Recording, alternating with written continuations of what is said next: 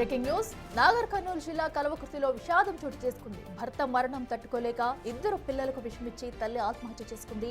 ఈ ఘటనలో కూతురు మృతి చెందగా కుమారుడు పరిస్థితి విషమంగా ఉంది. ఇటీవల ప్రసన్న భర్త భీమశెట్టి గుండెపోటుతో చనిపోయాడు. దీంతో ప్రసన్న డిప్రెషన్లోకి వెళ్లింది. భర్త లేకపోవడంతో బ్రతకడం వ్యర్థమని భావించింది. అంతేకాదు నెల రోజులలోపు చనిపోవాలని భావించినట్లు సూసైడ్ నోట్లో పేర్కొంది. తన భర్త మాదిరి పిల్లలకు మంచి భవిష్యత్తు ఇవ్వలేనంటూ ధైర్యం సరిపోవడం లేదని, బతకడం అదొక పోరాటమని సూసైడ్ నోట్లో రాసుకొచ్చింది. ఇక తాను అనుకున్నది కూడా ఏది చేయలేకపోతున్నానని వివరించింది. ఇందులో భాగంగా కూతురు మేఘన, కొడుకు అశ్రిత్ రామ్ కు విషయం కలిపిన ఆహారం పెట్టి ప్రసన్న కూడా ఆత్మహత్య చేసుకుంది. ఈ ఘటనకు ఎవరూ బాధ్యులు కారంటూ సూసైడ్ నోట్లో పేర్కొంది. కేసు నమోదు చేసిన పోలీసులు దర్యాప్తు చేపట్టారు. ఇక మరింత సమాచారం మా ప్రతినిధి శంకర్ లైవ్ లో అందిస్తారు. శంకర్, చెప్పండి. ఏదైతే తన భర్త చనిపోవడంతో కూడా పిల్లలకు విషమిచ్చి భార్య కూడా ఆత్మహత్య చేసుకున్న ఘటన అయితే మనం చూస్తున్నాము. అసలు తన భర్త గుండెపోటుతో చనిపోవడం వల్ల ఇదంతా జరిగిందా? పూర్తి డీటెయిల్స్ ఏంటి? ఇప్పటికే నాగర్ కర్నూలు జిల్లాలో జరిగినటువంటి ఈ ఘటన ఒక్కసారి రాష్ట్ర వ్యాప్తంగా సంచలనంగా మారిందని చెప్పవచ్చు. సొంత బిడ్డలకు విషమిచ్చి కన్నతల్లి కూడా ఆత్మహత్యకు పాల్పడడం నాగర్ కర్నూలు జిల్లా కల్వకుర్తి ప్రాంతంలో చోటు చేసుకుంది. ప్రజెంట్ మనం తిలక్ నగర్ కాలనీలో ఉన్నాం. ఎగ్జాక్ట్ గా ఇదే లొకేషన్ లో వీళ్ళు కిరాయి ఉండేవాళ్ళు, పైన కిరాయి ఉండేవాళ్ళు. చాలా అన్యోన్యమైనటువంటి జంట. మొత్తంగా ఒకవైపు ప్రసన్న గాని, మరోవైపు ప్రకాష్ గాని, వీళ్ళంతా కలిసిమెలిసి ఉండే కుటుంబం. ఎక్కడికి వెళ్ళినా కూడా కలిసి నలుగురు వెళ్ళేవాళ్ళు, కలిసి జీవించే వాళ్ళు.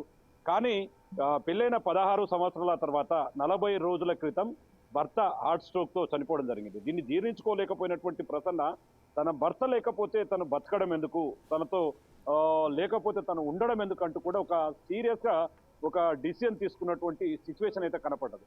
ముఖ్యంగా ఇక్కడ చూస్తే వాతావరణం, ఇది అద్దె ఇల్లు. వీళ్ళు కూడా చాలా సపోర్ట్ గా ఉన్నారు. వాళ్ళకు చనిపోయిన తర్వాత కూడా అద్దె కట్టకపోయినా సరే కానీ క్షేమంగా ఉండాలి, మీకు సపోర్ట్ గా ఉంటామని చెప్పి కూడా వాళ్ళు కూడా ఆమెకు మనోధైర్యాన్ని ఇచ్చారు. కానీ ఆమె భర్త లేని లోటును, ఎడబాటును భరించలేకపోయింది. పిల్లలకు అన్నంలో విషం కల్పించింది. ఆ విషం కల్పించిన తర్వాత తను కూడా అదే విషం తీసుకొని పూర్తిగా ఆమె ఈ ఆత్మహత్యకు పాల్పడడం ఒక్కసారిగా ఆ కుటుంబ సభ్యులు కన్నీరు మున్నీరు అవుతున్నటువంటి సిచ్యువేషన్. ఇప్పటికీ వాళ్ళ డెడ్ బాడీలను అయితే ప్రజెంట్ మా కల్వకుర్తి ప్రభుత్వ ఆసుపత్రిలో ఉంచారు. మనం ఇక్కడ ఇంటి దగ్గర ఉన్నాం. నిత్యం వాళ్ళతో కలిసి ఉండే వాళ్ళంతా కూడా పైన వాళ్ళతో పాటు కలిసి ఉండే వాళ్ళంతా కూడా చూస్తున్నారు. అంటే వాళ్ళతో పాటు అన్యోన్యంగా ఉండేవాళ్ళు. అకస్మాత్తుగా ఇట్లా జరగడం ఏంటంటే కూడా చాలా వరకు కన్నీరు మున్నీరు అవుతున్నటువంటి పరిస్థితి కనపడుతుంది. ఇక ఏదేమైనప్పటికీ దీనికి సంబంధించి మొత్తంగా వాళ్ళకి సంబంధించినటువంటి ఇంటి ఓనర్లు కూడా ఉన్నారు. అన్న, ఎలా ఉండేవారు అన్న, వాళ్ళు ఎలా ఉండేవారు, ఏం జరిగిందండి? నా పేరు శంకర్, ఇంటి ఓనర్ను. నేను అంతా మా కుటుంబం అన్న ఇక్కడే ఉన్నాము. మాకు దూర బంధువు కూడా. మా ఇంట్లో ఉన్న వాళ్ళు మీ పైన 2 రెడ్డిస్, 2 వైశాఖ ఉండేవాళ్ళు. 4 కూడా ఒకే కుటుంబం వాళ్ళలాగా కలిసిమెలిసి ఉండేవాళ్ళు.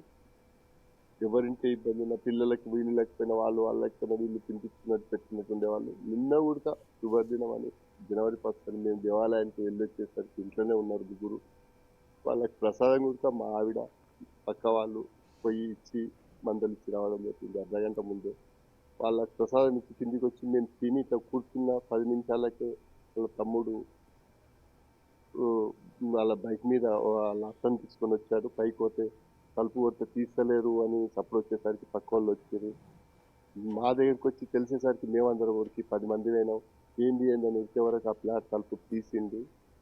ఇబ్బంది పడుకుంటూ వచ్చి తీసిండి అంటారు. నేను ఎవరికి తీసి ఏంది జరిగిందంటే ఏదో జరిగిన తర్వాత నాకు భయం అవుతుంది అని ఆ తమ్ముడు అనేసరికి కింది కూర్కొచ్చి అంబులెన్స్కి ఫోన్ చేసి ఇక్కడక్కడ మా ప్రయత్నం ఏం చేసి 10 నిమిషాలనే హాస్పిటల్ తీసుకుపోవడం జరిగింది. అంబులెన్స్లో తీసుకుపోయేసరికి ముందుగా పిల్లగాడు కొద్దిగా బాగున్నారు కాబట్టి అంబులెన్స్ కంటే ఒక 5 నిమిషాల ముందు బైక్ మీద పిల్లగాడిని తీసుకుపోయారు. తర్వాత అంబులెన్స్లో ఇద్దరిని తీసుకుపోయేసరికి పాప డౌటే అని ఇక్కడనే అన్నారు. అడిగి పోయిన తర్వాత పాపనేమో అవుతున్నారు. ఈమెను చూసి వెంటిలేటర్ అయితే బెటరు, పాయిజన్ తీసినాం కానీ అన్నది ఒక 10 నిమిషాలు ట్రీట్మెంట్ చేసిన తర్వాత వెంటిలేటర్ కోసం ఏదైనా వెంటిలేటర్ ఉన్న హాస్పిటల్కి తీసుకెళ్తే బెటర్ ఏమో అనేసరికి అంబులెన్స్ ఎక్కించి మళ్ళీ వెంటిలేటర్ ఉన్న హాస్పిటల్ శివరామ్ సార్ హాస్పిటల్ అయితే తెలిసిన వాళ్ళని చెప్పి ఎక్కడ ఉండే సౌకర్యాన్ని తెలుసుకొని పోయినాం. హాస్పిటల్కి లోపల పోయిన తర్వాత ట్రీట్మెంట్ జరుగుతుంటే ఆమె చనిపోయిందని నిర్ధారణ చేసేది. సో చూస్తున్నాం మొత్తంగా వీళ్ళంతా అన్యోన్యంగా ఉండేవాళ్ళు. ఏదేమైనప్పటికీ ఒకసారిగా Right. చనిపోవడంతో ఇదంతా కూడా తీవ్ర విషాద ఛాయలు చోటు తీసుకున్నాయి. ఇప్పటికీ దీనికి సంబంధించి మరింత సాయంత్రంలోగా కూడా వారి కుటుంబ సభ్యులు అంత్యక్రియలు నిర్వహించే అవకాశాలు అయితే కనపడుతున్నాయి.